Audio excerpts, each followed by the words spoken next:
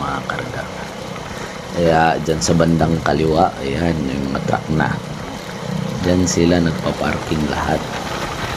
Kasi they are not allowed na mag-pass by sa bridge. Baka mo. Pero dito banda mga kaibigan, ito yung gusto kong i-share sa atin. Ayan. Dito banda, meron akong nadaan na isang kulong-kulong. Paglampas ko parang kailangan nila ng tulong. Ako kasi yung tipong tao na pag may maitutulong ako, tutulong ako.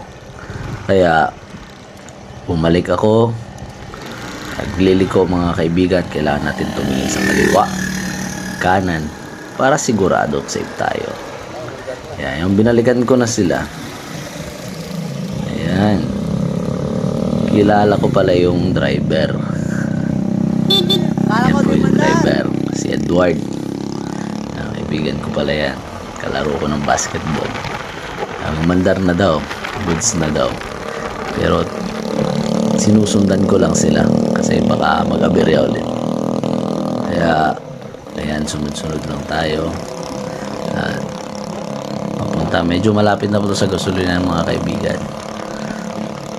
So syempre hinihintay natin makaabot sila sa gasolina.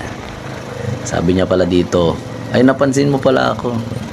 Sabi ko, hindi kita nakilala pero bumalik ako. Kung pagbalik ko saka kita nakilala. Binalikan kita. Siya sa akin dyan ba daw? Yun siya, makikipag-chismis pa. Tulak natin.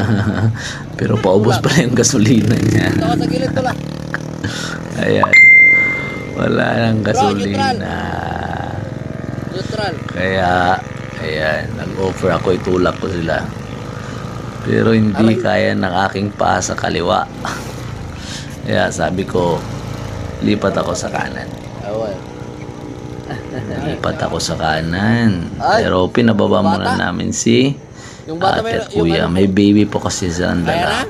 Tulak natin Yan bro. talaga. Mga Tulak kaibigan, pag may tulong tayo, lalong sa mga kapwa natin riders, tumulong tayo. Ayan. So yan, nagre-ready kami to set up.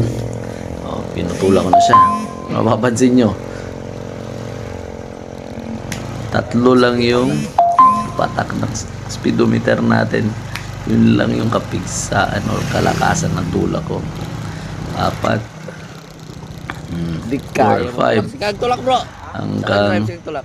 hindi ko manin kaya. Hindi ko na naman kaya mga kaibigan. Kaya